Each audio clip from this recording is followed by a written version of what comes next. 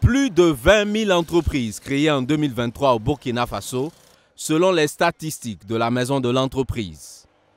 Pour cette organisation, c'est une première dans ce pays dont le PIB est passé de 1,8% en 2022 à 3,6% en 2023. Et ce, malgré le contexte sécuritaire délétère marqué par des attaques terroristes récurrentes depuis 9 ans.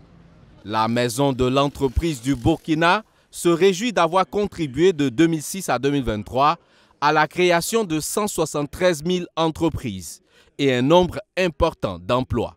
Et si nous faisons le point aujourd'hui, on peut noter que nous avons facilité la création de plus de 30 000 emplois également à travers les projets de programme que nous avons gérés. Donc on peut dire globalement que, en tout cas, la création des entreprises plus la gestion des projets nous a permis de créer plus de 200 000 emplois.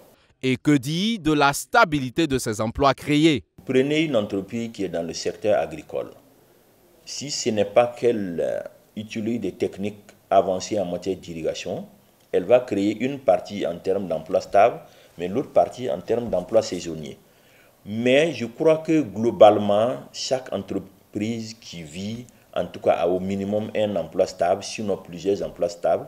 Plusieurs projets et programmes pour la compétitivité des entreprises burkinabè sont financés par les nombreux partenaires techniques et financiers que sont la Banque mondiale, la Banque africaine de développement, la Banque islamique de développement, l'Union européenne, la coopération allemande, belge et danoise. Mais la durée de vie de ces structures est l'affaire du promoteur. S'il est combatif, s'il est persévérant, naturellement, l'entreprise sera viable. Mais la grosse difficulté de ces entrepreneurs, regrette le directeur général de la Maison de l'entreprise du Burkina, c'est la disponibilité de la main-d'œuvre qualifiée. Il faut arriver à créer un mariage entre les besoins de nos entrepreneurs, qui sont de plus en plus pointus, avec ce que le marché de la formation offre. C'est pourquoi la Maison de l'entreprise, dans sa politique d'accompagnement des entrepreneurs, initie des formations. Au-delà de ces formations, nous accompagnons également les entreprises à aller vers les banques, parce que vous savez qui parle d'entreprise parle également de la mobilisation des ressources financières. Nous les accompagnons vers les établissements financiers pour les permettre de mobiliser les ressources afin de bien mener leur activité. Malgré ces efforts, l'arbre ne doit pas cacher la forêt. Plusieurs entreprises mettent néanmoins la clé sous le paillasson pour diverses raisons. Nous avons enregistré 2600 fermetures d'entreprises, dont on peut considérer relativement peut-être 2000 emplois perdus. Pourquoi nous disons 2000? Parce qu'il y a des entreprises qui ferment, pas pour fermer, arrêter leur activité, mais simplement pour changer de statut.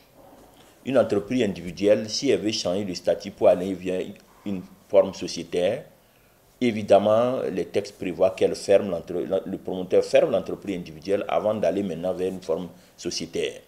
La production du blé, du cuir et le domaine du traitement des déchets miniers sont autant de secteurs d'activité encore inexploités et les porteurs de projets burkinabè gagneraient à explorer ces pistes pour tirer leur épingle du jeu sur un marché fortement concurrentiel, indique Karim Ouattara.